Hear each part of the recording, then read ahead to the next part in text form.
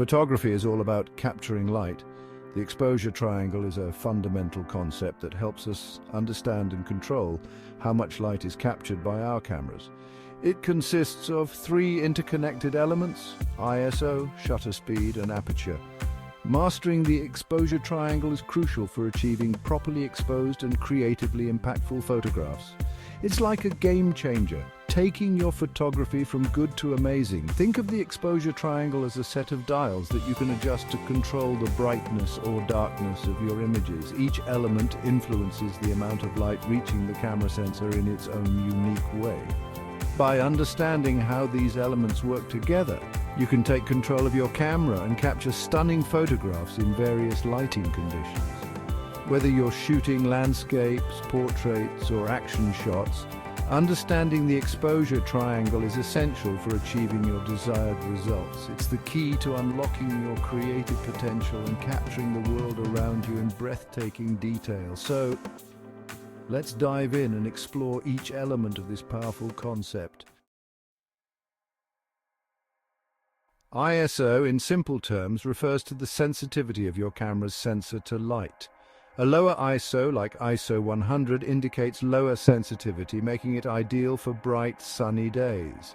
A higher ISO, such as ISO 3200, means your sensor is more sensitive and can capture more light in low-light situations, like concerts or night photography. Think of it like this. Imagine your camera sensor as a group of people trying to catch raindrops. A low ISO is like having a few people with small buckets. They can handle a light drizzle but will struggle in a downpour. A high ISO is like having many people with large buckets. They can capture much more rain, even in a heavy storm. However, there's a trade-off. Higher ISO settings, while great for low light, can introduce noise or grain into your images, making them look less sharp. So it's all about finding the right balance between sensitivity and image quality.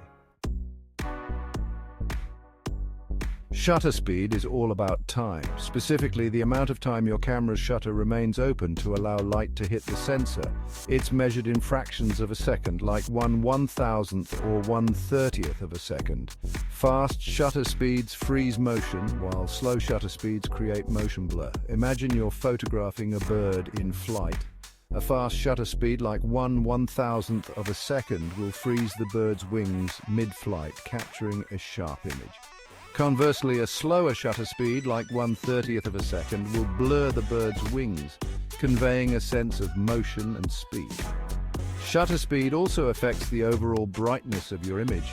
A longer exposure time allows more light to reach the sensor, resulting in a brighter image. Conversely, a shorter exposure time lets in less light, leading to a darker image.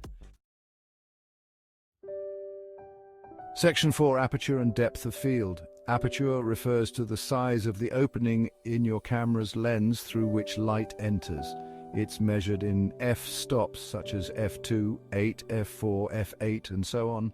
A wider aperture, which is a smaller f-number, allows more light in, while a narrower aperture, which is a larger f-number, lets in less light.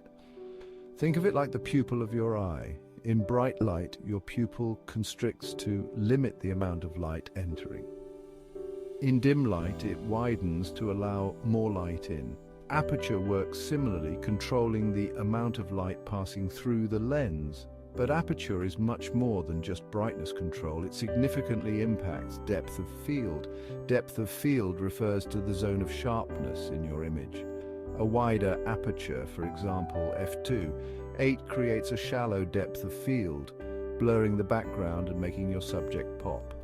This is perfect for portraits. A narrower aperture, for example, f16, produces a larger depth of field, keeping both the foreground and background sharp, ideal for landscapes. Section 5. Balancing the triangle for perfect exposures.